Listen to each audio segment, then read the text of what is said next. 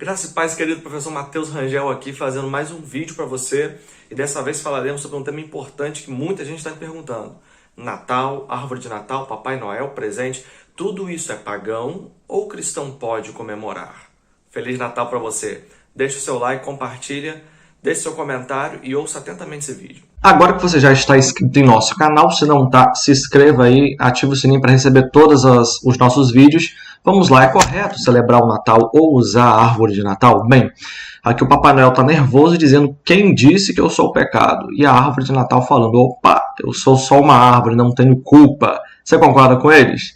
Vamos lá, veremos aqui nesse vídeo sobre a data correta do nascimento de Jesus, as melhores hipóteses, veremos as razões históricas sobre o porquê é comemorado dia 25 de dezembro o nascimento de Jesus, veremos aqui a origem do Papai Noel e da árvore de Natal e os seus significados históricos, e veremos também a minha opinião sobre é correto, é pecado, é certo celebrar essa bodega de Natal e montar a árvore de Natal, beleza?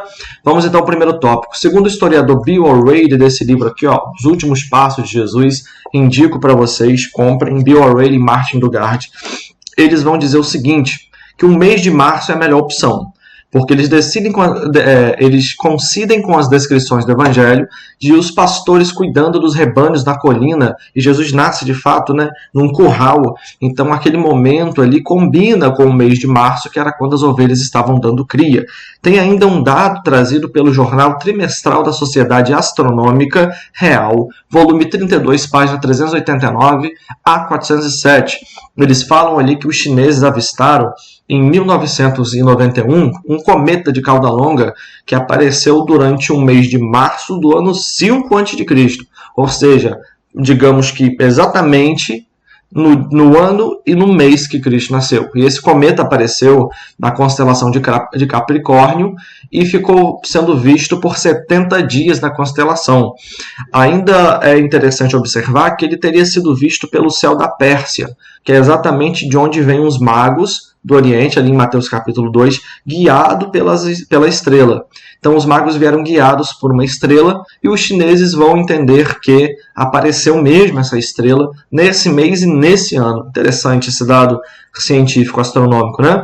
Ainda tem as hipóteses de Russell Norman Champlin, que ele traz, observando que Hipólito de Roma, um bispo de Roma do terceiro século, que escreveu importantes obras, ele vai dizer o dia 2 de janeiro. Para ele, Cristo nasceu no dia 2 de janeiro. Os cristãos armênios comemoram o Natal hoje, dia 6 de janeiro. Né? E eles entendem que foi a data do nascimento espiritual de Cristo, que quando ele nasceu, renasceu espiritualmente como João Batista. Apesar de que essa tese tem um pouco a ver com adocionismo. Quem estuda cristologia e teologia vai entender bem o que eu estou dizendo, né? E ainda tem outras datas, como 20 de maio, 18 ou 19 de abril, 25 ou 28 de março. Então essas são as datas propostas para o nascimento do Salvador. Aí agora você vai perguntar, professor, beleza, tem dias, datas, qual a sua? Qual que você concorda? Eu concordo que ele tenha nascido no mês de março. Tem vários outros apontamentos que eu poderia fazer, mas para otimizar o vídeo, vamos para o tópico 2. Quais são as razões históricas para o dia 25? Bem, primeiro você precisa entender que é a quadra natalina. O que é quadra natalina? São 4 festas, 4 comemorações que são feitas entre o dia 25 do 12 e 6 do 1. Tá bom? Abarcando esses dias, temos o dia da família e o dia do nascimento de Cristo, o dia do ano novo e o dia da paz. Então, por isso que muitas pessoas só retiram a árvore, encerram as festas a partir do dia 6. Até mesmo é feriado, né, aqui no Brasil. Bem, segundo Russell Norman Champlin, esse dia 25 de dezembro foi instituído como Natal no ano 336 d.C., possivelmente por Constantino. Mas o que interessa são as razões. Por que ele constituiu? A primeira razão foi para sobrepor a data à festa ao deus Ísis. O deus Ísis, que seria, né, acontece no momento solístico, lá no Oriente, no Egito, e esse deus estava ligado à ressurreição. Então, tem ali um episódio, né, da ressurreição deles em relação a Osíris. Quem conhece mitologia egípcia sabe bem o que eu estou falando. Então, ele queria fazer o seguinte, apagar da memória do povo uma cultura pagã. E ele sobrepõe essa cultura pagã com a cultura cristã. Tudo bem? Além disso, foi também para sobrepor as festas pagãs das Saturnálias romanas, que seria uma festa a Saturno, com orgias, celebrando a agricultura e a igualdade, sob o argumento de que Cristo é a verdadeira agricultura, a verdadeira fertilidade e também a verdadeira igualdade entre os homens, e não as Saturnálias romanas, não as festas a Saturno, e que isso não deveria ser celebrado com orgia, mas deveria ser celebrado com culto de ação de graça. Então o objetivo histórico do dia 25 é bem interessante.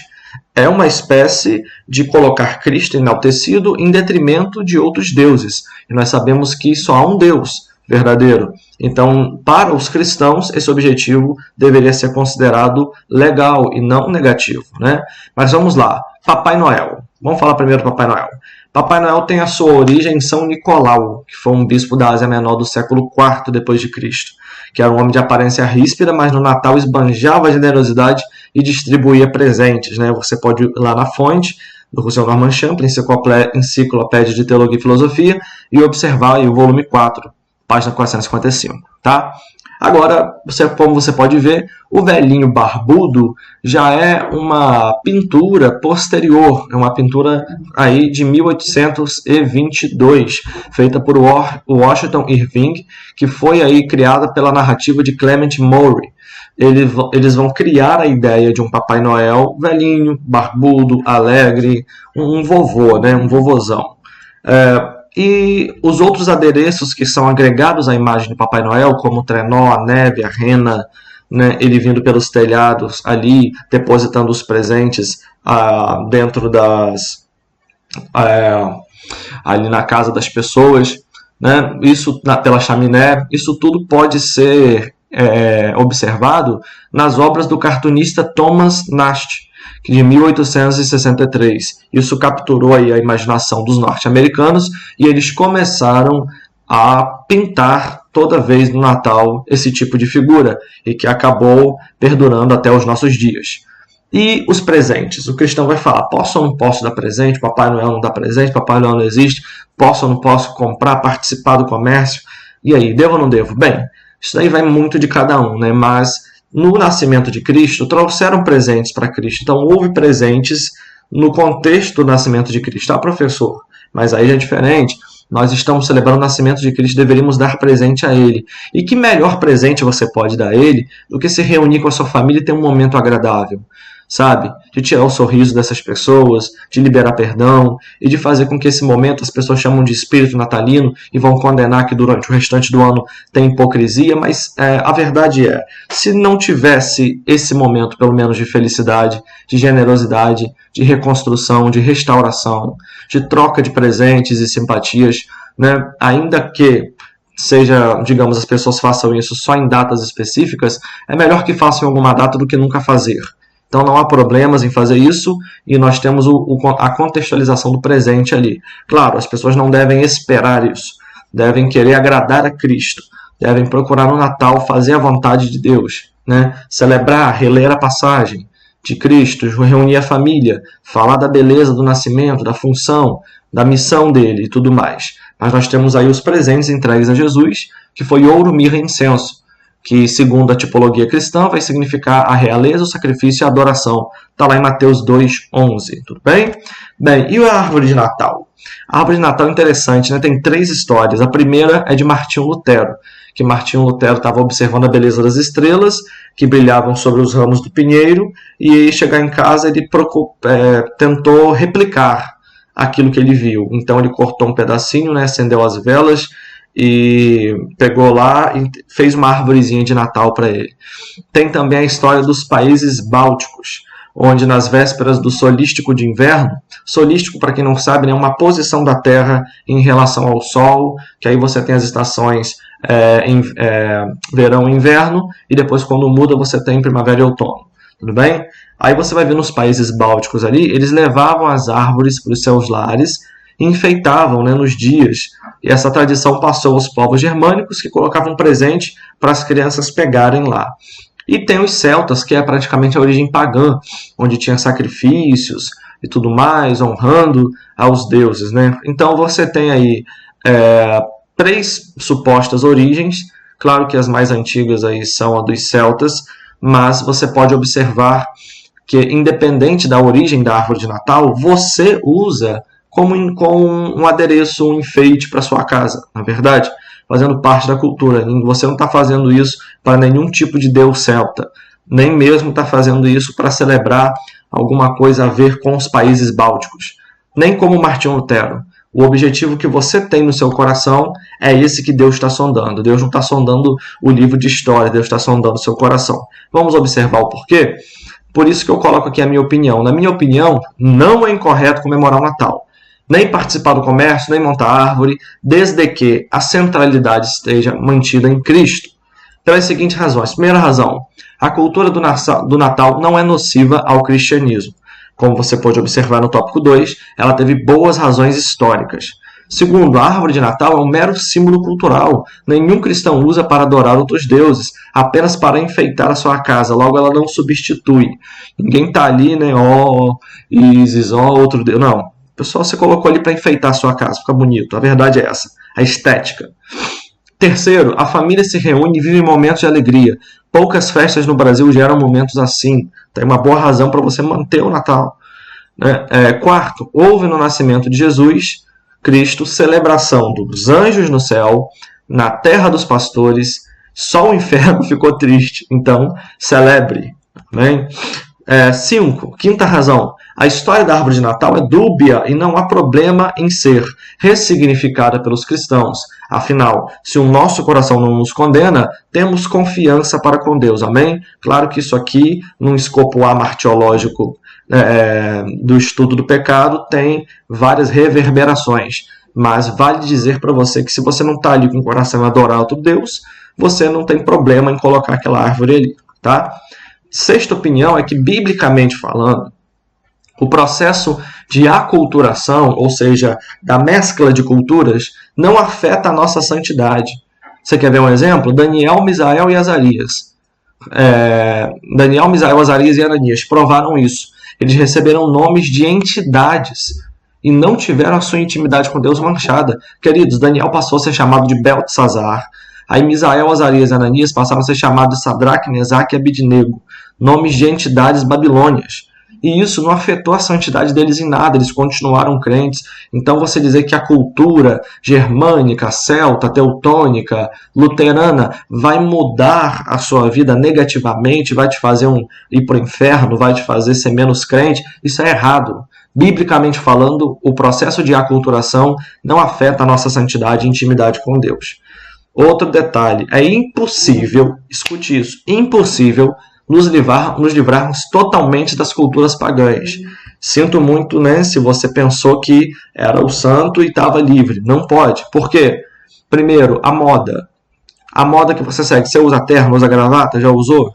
Pois é. O terno foi criado por homossexuais, estilistas homossexuais, né? E a gravata simbolizava, na Alemanha, né, no período depois da Primeira Guerra Mundial, o pênis do homem não ereto.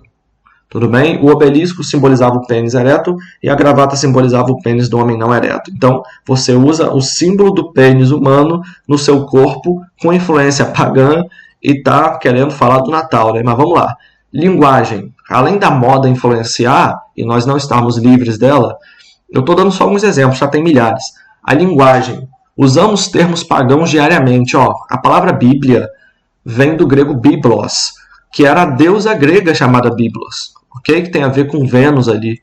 Hermenêutica, que você usa e estuda na teologia, vem do deus Hermes, que é o deus da explicação, do entendimento, da interpretação.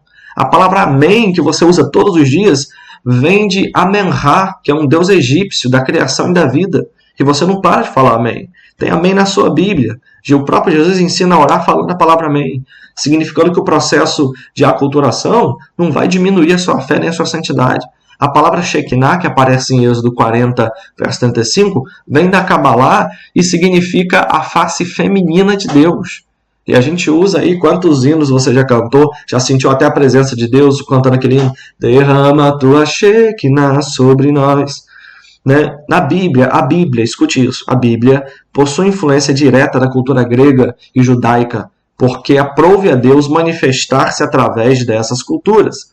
Você tem vários exemplos. Todos os nomes de livros da sua Bíblia, Gênesis, Êxodo, Levítico, Número, Deuteronômio, são nomes gregos colocados ali. Tudo bem? Então você tem o Logos de Heráclito, que é parecido com o Logos de João. Tem muitos detalhes. Se você fizer um curso de grego com a gente, tem uma aula que eu falo sobre as 10 influências da cultura grega na Bíblia. E isso não diminui a Bíblia, não diminui Deus. Deus manifestou-se através das culturas humanas. Ele deu ao homem essa capacidade, e não ao diabo. Tudo bem? Missiologicamente falando, Richardson, que escreveu um livro chamado Fator Melquisedeque, diz que o mesmo evangelho também cumpre os componentes redentores de milhares de outras culturas. Ou seja, Richardson, para quem não sabe, foi um grande missionário que pregou e ganhou pessoas para Cristo em milhares de culturas diferentes. E ele observou que Deus se manifestava na cultura deles também. Então é aquele negócio, Deus não depende de um missionário ir, Deus já está falando com aquele povo. O missionário vai lá para sintetizar, entenderam? E Richardson percebe isso. Se você for ver ainda, teologicamente falando, os pais da igreja não se livraram da cultura grega e pagã. Tilly vai dizer exatamente isso. Ele vai dizer que a filosofia grega auxiliou e influenciou o pensamento judaico no período patrístico. Se você for ver, as influências neoplatônicas, neo-aristotélicas, elas estão presentes nos pais da igreja. Homens que você respeita, foram influenciados pela cultura da sua época. Observe também que, filosoficamente falando, aí você tem as obras de Niebuhr, né, que vai dizer que aquilo que é verdade em ética e política será verdade em teologia. A vida religiosa é tão entrelaçada por questões sociais que a teologia é necessariamente condicionada por elas. De fato, não tem como separar teologia de sociologia, de filosofia, de política. É claro que dá para fazer uma separação, mas as teses teológicas nasceram dentro de homens que estavam encaixados num cenário histórico, político, sociológico, psicológico. Então isso não tem como negar, que os homens serviram para dar respostas de Deus para o seu tempo, para os problemas sociais e culturais, políticos da sua época. Então filosofia e a teologia são interdisciplinares nesse sentido. Linguisticamente falando, eu esqueci como se pronuncia o nome dele, né? Mas vamos lá. Esse linguista diz que somos um sujeito cindido. O que é sujeito cindido? Nós somos atravessados por outras ideologias antes de nós. Então, ainda que você ache que você é isento de qualquer cultura pagã, linguisticamente falando, a ciência mostra que nós não somos isentos, nós somos sempre atravessados por outra cultura. O nome que você tem, alguém teve, a maneira que você se comporta, alguém já se comportou, o que você pensa, alguém já pensou, a música que você canta já foi feita por alguém, tudo que você pensa já foi feito no mundo. Talvez por isso Salomão disse que não há nada novo debaixo do sol. Tudo bem? E a minha conclusão é: não devemos julgar quem não comemora e nem quem comemora o Natal. Colossenses 2,16. Portanto, ninguém vos julgue pelo comer ou pelo beber, ou por causa dos dias de festas, ou da lua nova, ou dos sábados. Então, ninguém te julga. Se você não comemora o Natal e se sente bem assim, continue assim. Se você comemora o Natal e se sente bem assim, continue assim. A teologia não é pelo que você sente bem, mas é pela sua liberdade com Cristo, aquilo que você entende ser de Deus e de algum modo não está fazendo você pecar. Então a celebração ou a não celebração não é pecado. Por quê? Você tem que observar um detalhe também. Se necessário for, por uma causa estritamente salvífica e congregacional, deve-se parar de comemorar o Natal. Por exemplo, se você está numa igreja que não comemora e você quer ficar indo na contramão e comemorando, você está errado. Porque você faz parte de uma congregação e está escandalizando aquela congregação. E a Bíblia diz que você não deve escandalizar o seu irmão. E Paulo falou em 1 Coríntios 8,13 que se você comer carne escandaliza o irmão dele, ele nunca mais vai comer carne para não escandalizar o seu irmão. Então, a política da boa convivência, ela, digamos assim, tem lá o seu parâmetro bíblico. E você não deve servir de escândalo nem aos judeus, nem à igreja, nem os gregos, nem ninguém. Então a gente sempre evita o escândalo, né? Mas é errado? Não é errado. A gente faz às vezes para que os fracos na fé não venham tropeçar. Mas você que é forte na fé sabe que não tem problema nenhum. Tudo bem? Então terminamos aqui o nosso conteúdo. Agradeço a você, deixa seu like, compartilha. Olha os nossos cursos, o curso de apologética, gente. Saiu. Tá bom? Entre em contato conosco correndo para poder saber mais sobre esse curso que fala sobre dízimo, desigrejado, homossexualidade, aborto, existência de Deus, evolucionismo, criacionismo. É um livro de 364 páginas, com quase 30 temas teológicos, polêmicos da atualidade, explicados à luz da Bíblia e da exegese, ok? Deus abençoe sua vida. Até